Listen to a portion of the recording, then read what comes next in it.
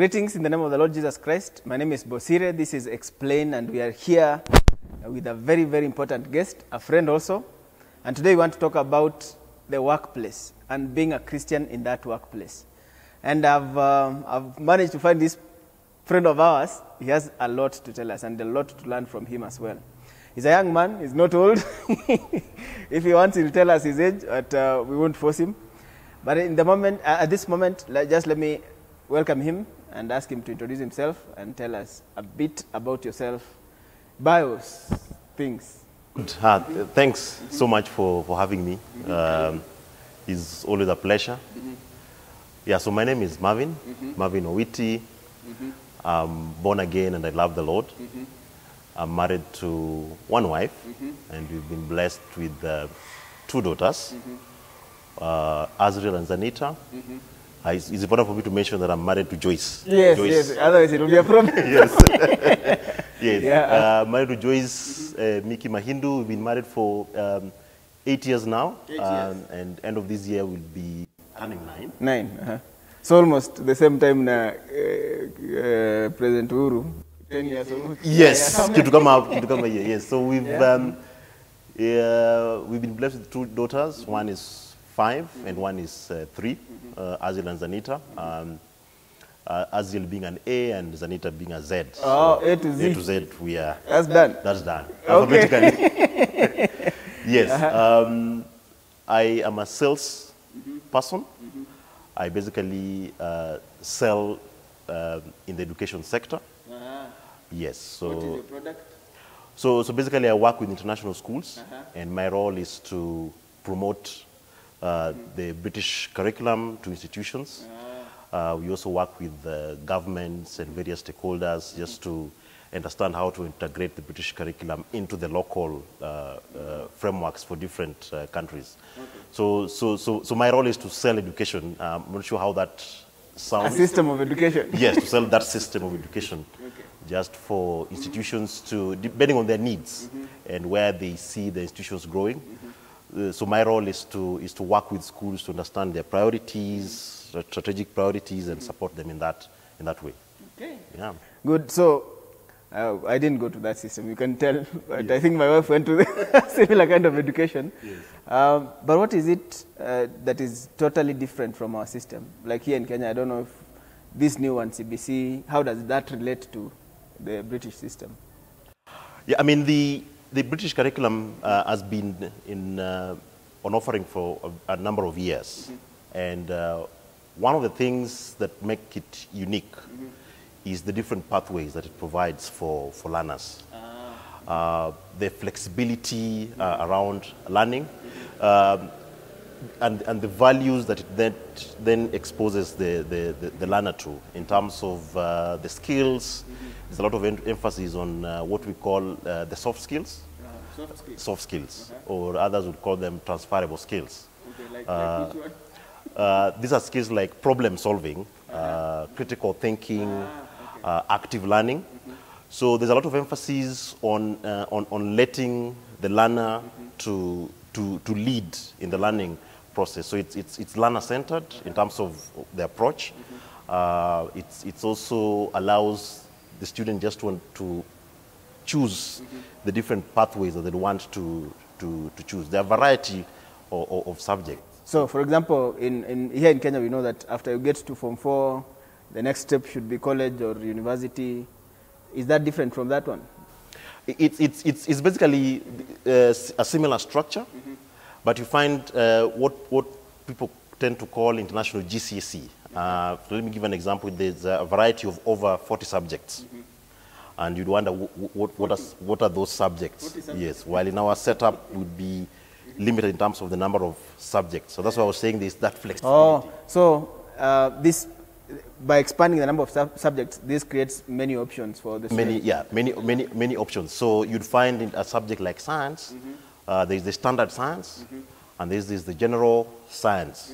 So if a student now wants to pursue a career that is not science-based, so they don't have to necessarily study the standard science subjects, but they do the general science, which is in the current Kenyan system is not available.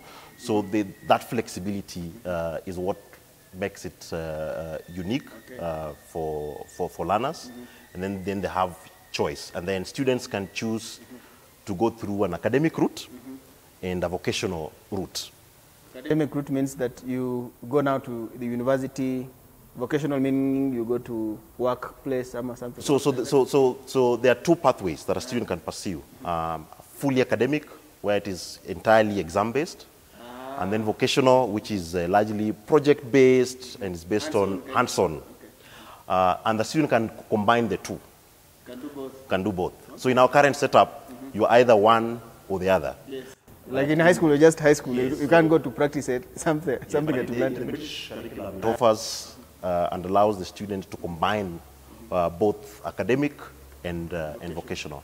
So then the student is exposed to the practical ways of doing things, because then there is an example of the place of work while they learn. So even you can decide whether you want to work in that. For example, if I want to be a doctor and I go to the hospital, yes. I go and I think I was supposed to be a doctor and then I don't like the hospital. Yes. Then I can make a decision. So you have that advantage to be exposed at an early stage while learning. So that exposure is provided through that vocational route and the various projects. Then you are able to then determine whether that's the career path you want to pursue. Okay. So the system is called, you said, international? So many times people call it international GCSE, but that's not the system is British. So system. The name of the system is British system. Yeah. International GCSE is the qualification that you get at the end. So that's like the same KCSE? way we have KCSE. Okay. So International GCSE is General Certificate of Secondary Education. And just like KCSE. So KCSE and National GCSE are both qualifications. But the curriculum itself is called the British. So like, for example, for us, the curriculum is called 844. 844. So there's always that confusion that I'm studying, I'm going to the IGCSE system, but that's just a stage. Then after IGCSE, they proceed to what we call the A-level. A-level. So that's from 5, from 6. Yes. So you see, even in the current CBC system, it borrows heavily from the British system. Okay. Because now there is the junior, secondary, then there is the senior, secondary. So there's a lot of borrowing that has happened on that. Okay. But I know also, did you go through that system yourself? So personally, I went through the 844 system. And one of the things that I've come to learn while even promoting the British system is I would have wished I got a piece of what's offered through the British system. So don't get me wrong, the 844 system, CBC system, those are very good systems. And I think, but because then the British system has been offered for quite a long time. It has been tested and fine-tuned. It is actually reviewed every 5 years. So there's a panel that sits and says, every 5 years we check and make sure that it is fit for purpose and is relevant for that time. Okay. You'd notice that our system takes a long time before it's reviewed.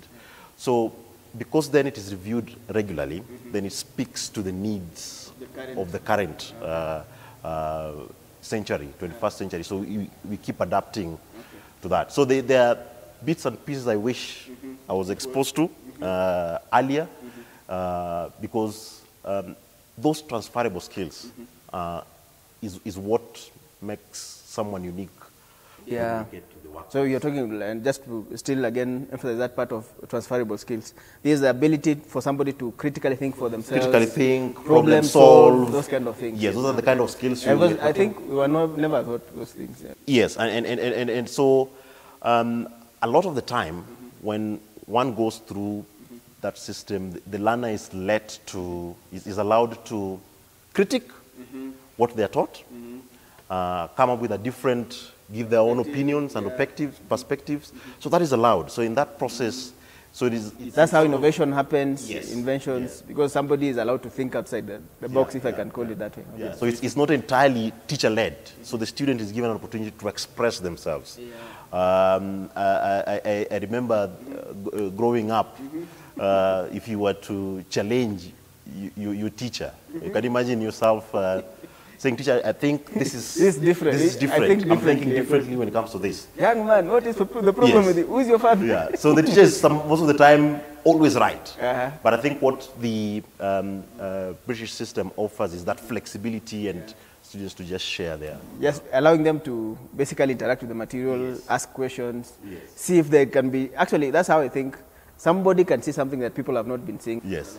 Yeah. And that's just to add, sometimes what people have confused to students being rude or not being disciplined, because then they challenge concepts, ideas, but that's not the case. It's just giving the learner that opportunity to think outside the box. Yeah. And then for them to be active in the learning process, because sometimes it's just passive. You just sit there, the teacher talks, and then you write notes, you don't interact with the material that much.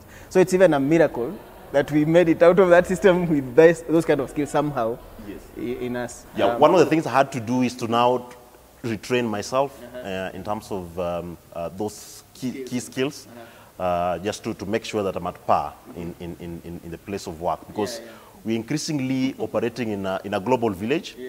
So many years ago, it was almost impossible to travel outside the country.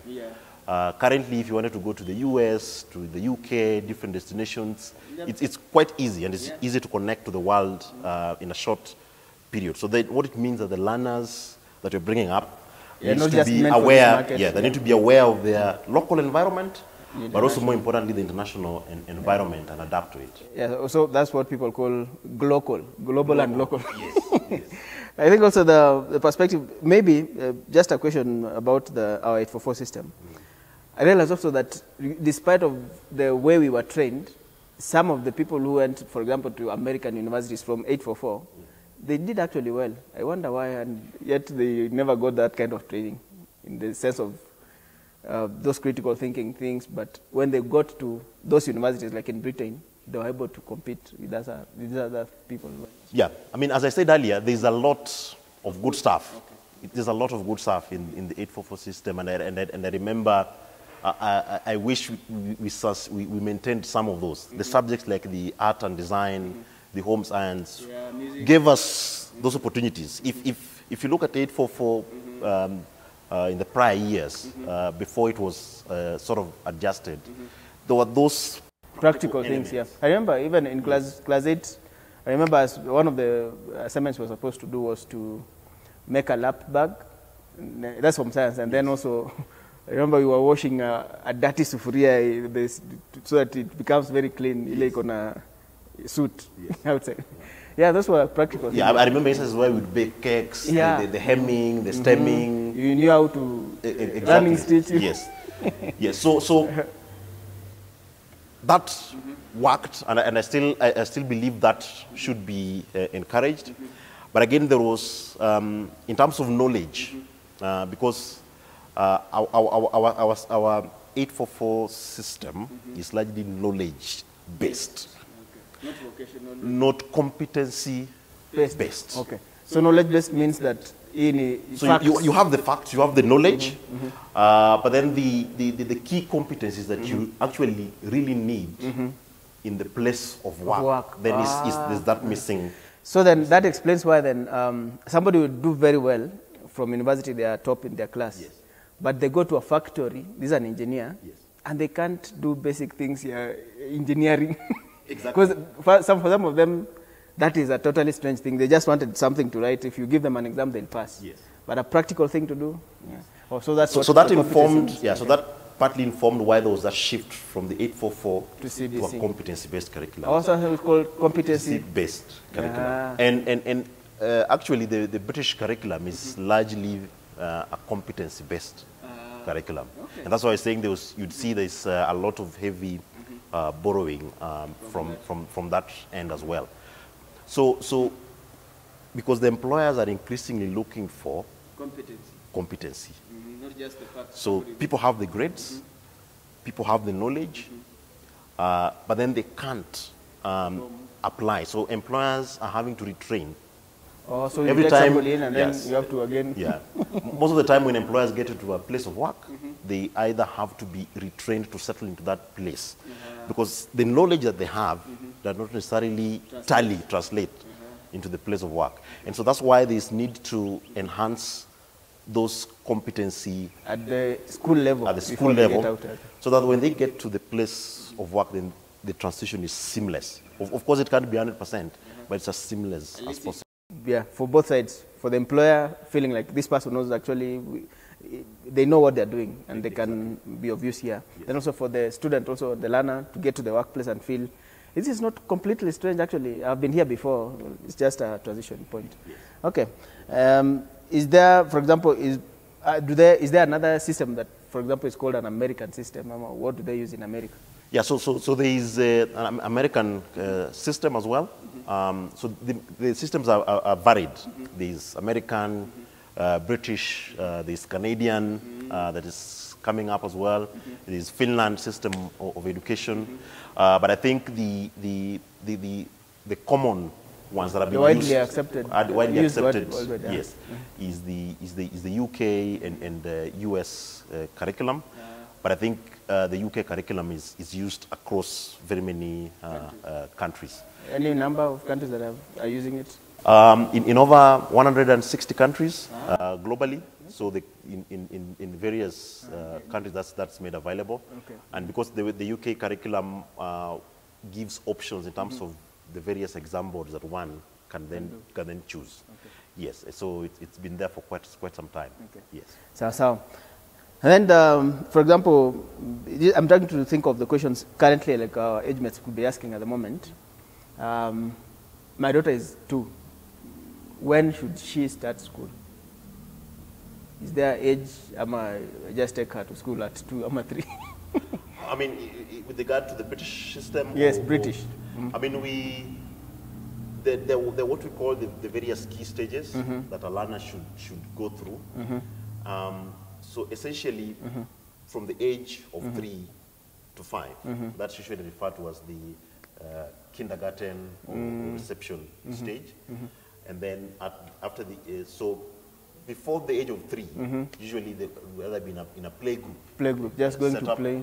So just going to sort of learn just the social skills, interacting with other people, being in a different space outside of from home. And then they transition into just learning the core skills, that's the numeracy, science, and maths. And that's all they usually should learn at that point. At that stage. And then at the age of 5, 6, then they proceed to year 1.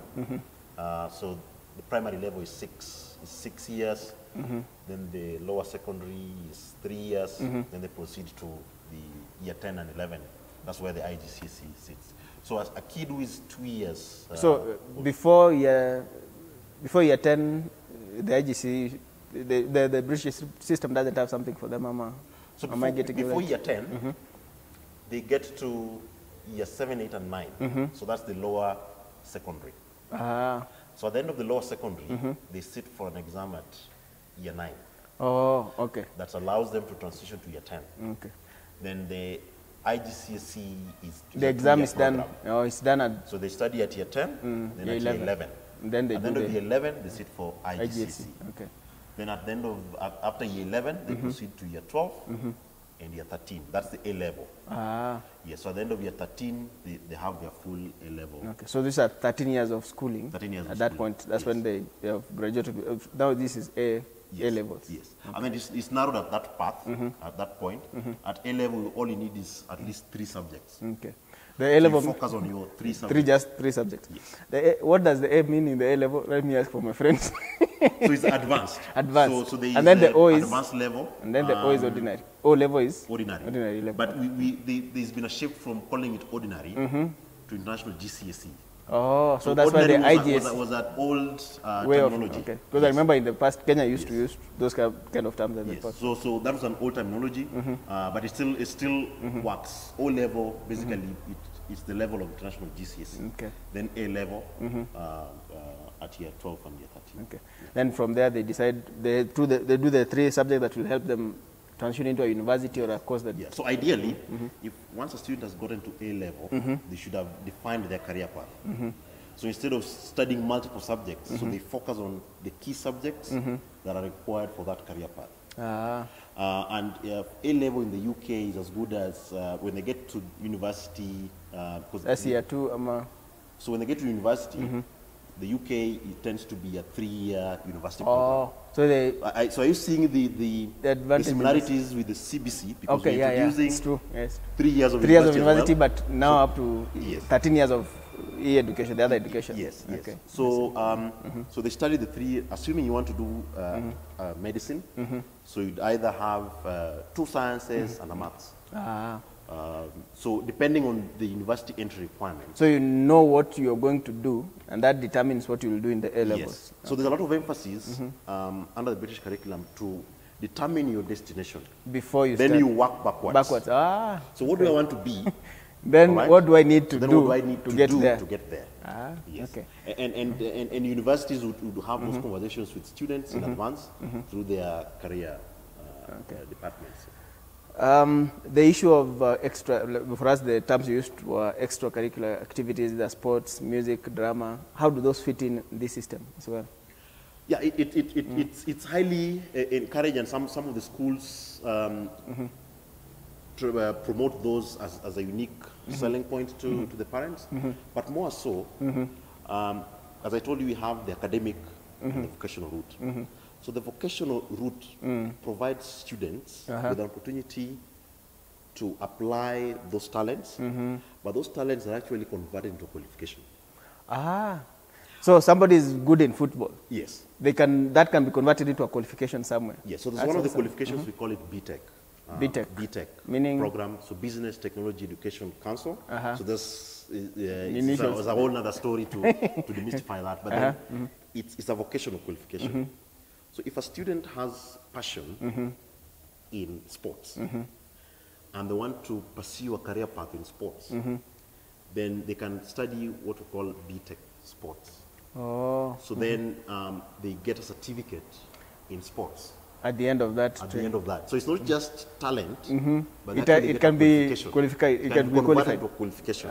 Okay. And increasingly, that is becoming a path that is very popular for students. So there is sports, there is art, music, there is music, name them. And anything that is not performing academic. Arts, that's because it is not exam based. So you are assessed on what you deliver. Okay. So if you're an actor, you have to show it, and that's what they'll mark you on. Yes. So an example is a subject like business. One of the units that's taught in business, be it academic or vocational, is event management. So somebody wants to be an event manager. Yeah. So one who is in academic part will be taught all the stuff around event.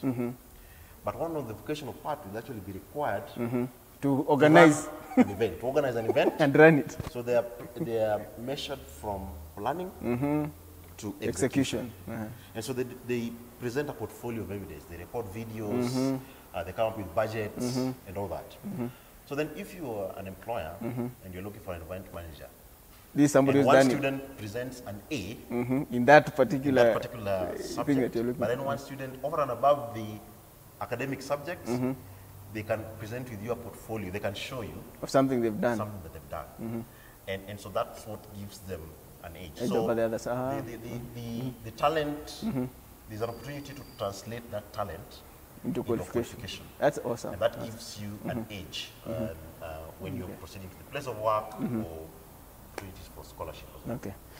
And then noticing that now, before you leave that BTEC thing, does it involve also, maybe I want to be a footballer, let me use a practical thing.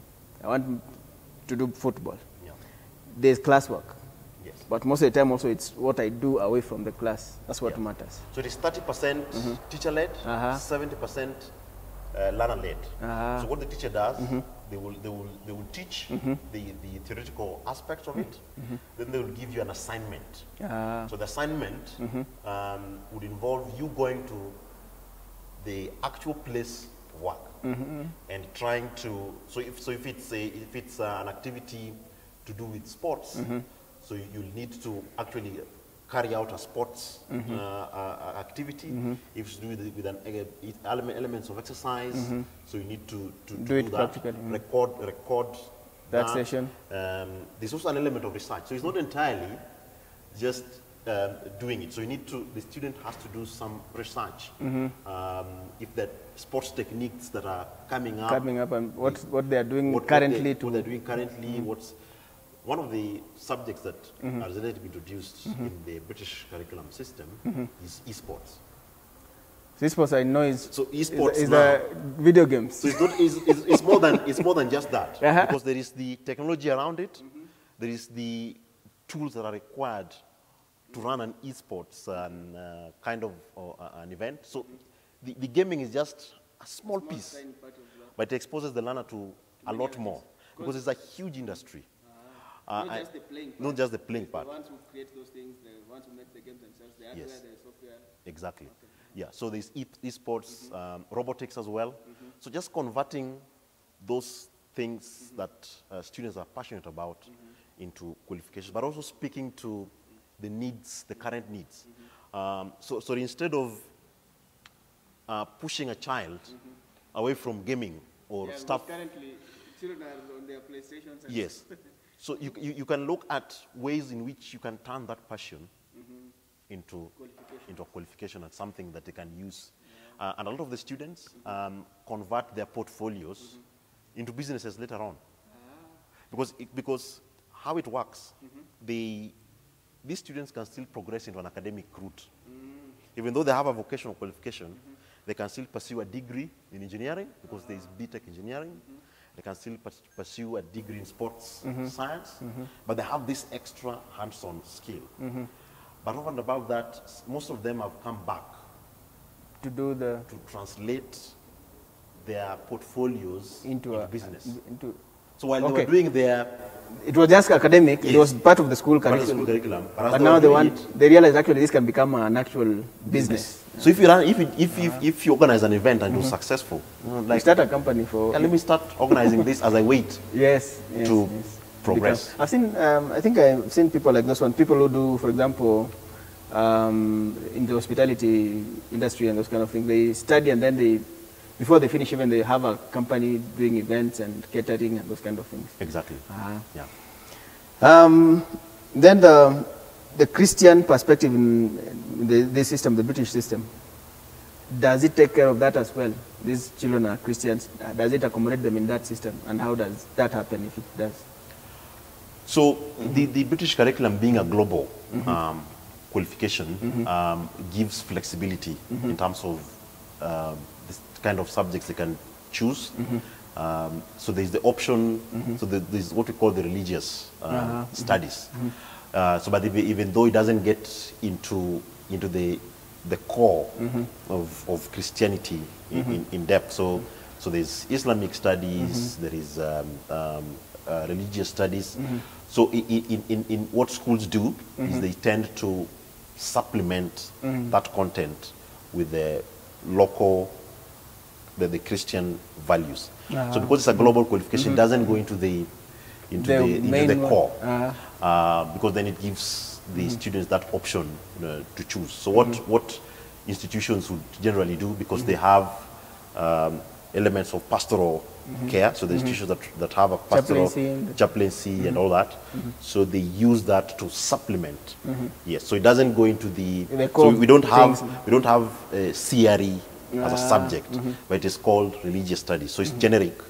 So then what it does, it gives the students the knowledge and exposure on the types of religions that are in the world. But over and above that, institutions then can enhance their offering through pastoral care, chaplaincy, and also having separate sessions to just instill so the students allow, the institutions allow for the students to practice their faith in those institutions. Exactly. To grow, and they even provide, for example, chaplains. Yes, exactly. Yes. Okay. But that would vary by institution. Some are very strict on certain, so you have institutions that emphasis on certain religion aspects, but there is that flexibility that allows the learners then the institution to make sure that they instill those values. So if a parent was looking for an institution that offers a British curriculum, but also with an emphasis on the Christian values, yes, there are those institutions that emphasize the Christian values, part. because the British curriculum doesn't necessarily cater for that. Because it's not core, it's not the main... It's not, yes. Okay. Yeah. Is that also, does that speak to the kind of schools that we've seen also coming up now that, they, for example, accelerated Christian education? Yes. Do they still do the British system, Mama? Yes, so there are institutions that offer a blend of both. So they still offer the accelerated Christian education. So that's a different system? Yes, that's a different system of education. Okay. It is largely focused on independent learning, but also with an emphasis on the Christian values.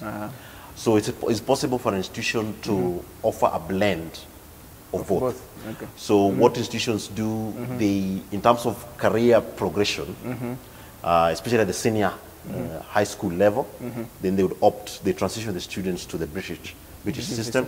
But at the initial stages, early years, primary, they focus on the formative stage.